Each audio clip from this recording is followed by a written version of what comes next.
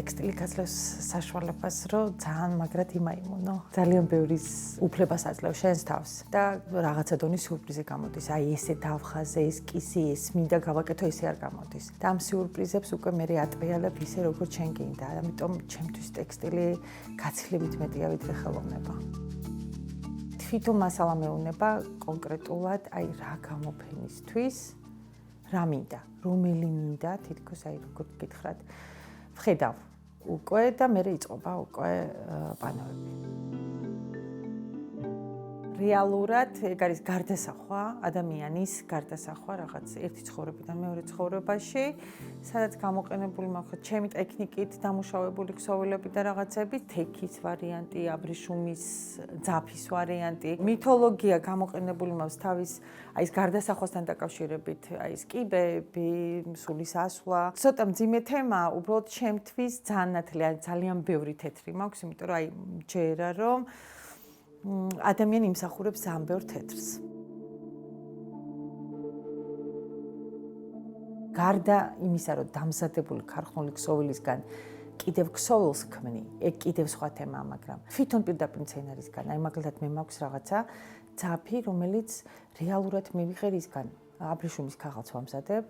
იმ აბრეშუმის ქაღალდისგან რაღაცას რო ვაკეთებ და ნარჩენები რომ რჩებოდა, ის ნარჩენი მენანებოდა. და ამიტომ იქიდან გამოვიყვანე ძაფი. მასალაში აბსოლუტურად ყველაფერს ხმარობ რეალურად, შეიძლება ხეც ვიხმარო და რაღაცა ან ფორმის მისაღებად. აი ეს არის მაგალითად თექა, რომელსაც მივეცი მოცულობები, ჩვეულებრივად, გამოხარშვით და იმით. აქ არის ქვაც გამოყენებული, მარმარილოც გამოყენებული, ხეც, ანუ ფორმის ვარიანტში.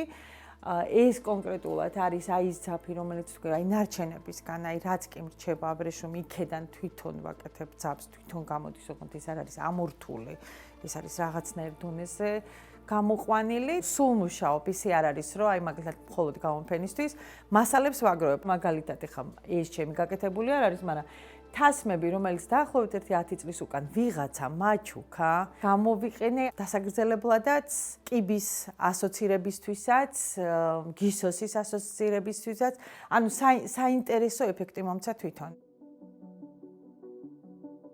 აბსოლუტურად ყველა ჩემს გამოფენაში, ყველა ჩემს ნამუშევარში მაინც ეს ქართული დეტალები ძველი, რომელიც ახლა რა თქმა უნდა განახლებული, რა თქმა უნდა გათანამედროვებულ სტილში შემომყავს, მაგრამ შემომყავს, იმიტომ რომ ის რაც ჩვენმა წინაპრებმა დაგვიტოვეს, შეუძლებელია დავკარგოთ. ეს ყვავილები სულ ყველა მიუხედავად იმისა, რომ მოცულობაშია გაკეთებული, აბსოლუტურად ამოღებულია ძველი ქართული აღდგენილი ტანსაცმელი და ქსოვილებისგან ყვავილები თვითონ, რაც ჩვენ ამოვიღეთ თავიდან ჯერ მინანქარში გავაკეთეთ, მერე შუშაზე გადმოვიტანეთ და ეხლა ტექსტილში გადმოვიტანეთ და აი აწყობილია უბრალოდ როგორც ყვავილი, ისე აღიქმება, მაგრამ ისიც ქართულია. 2004-2006 წლები ეს იყო კვლევა, რეალურად მონასტერში ცხოვრობდი და ამიტომ ვიკვლევდი და ვაგროვებდი ორნამენტებს. 2000-მდე მე მაქვს შეგროვებული, შეიძლება გაცილებით მეტიც იყოს, მაგრამ ამაში შედის ქვა, ხეც, ქსოვილიც, ამას არ აქვს მნიშვნელობა. შემდეგ უკვე ცოტა მოგვიანებით ხელოვნების მუზეუმის ეგიდით შეგროვდა ფრესკებიდანაც ამოიღეს ქსოვილების ორნამენტები და აღდგა ეს. ქსოვილი შეიძლება შემოტანილი ყოფილიყო, მაგრამ ქართული იმიტომ არის, რომ წყობა, ანუ შეხამება იყო უკვე ქართული. ყავისფერი, რომელსაც აქვს ვარდები, ესე ნახთან რამხელა ვარდები. მწვანე.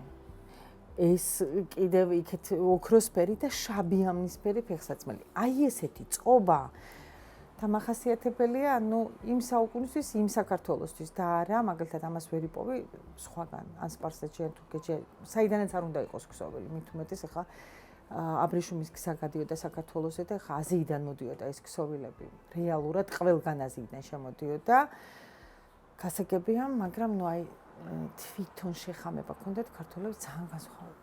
ფსალმუნებიდან არის დეტალები ამოღებული, თითოეული დეტალი თვითონ აი როგორც არის ფსალმუნში წარმოდგენილი, ესეც ის ცხენის ორნამენტიც კი, აი დაუშვათ ზოგჯერ არის, რომ ცხენს აფორმებდნენ ორნამენტით, აი ისეც კი გადმოღებული, აი არა მარტო ის, მაგალითად აი აგერ არის მეორე ფსალმუნი. ეს არის მე-15 საუკუნე. და ესე დეტალურად გვაქვს ამოღებული აბსოლუტურად ყველა აი ეს მაგალითად ფრესკიდან.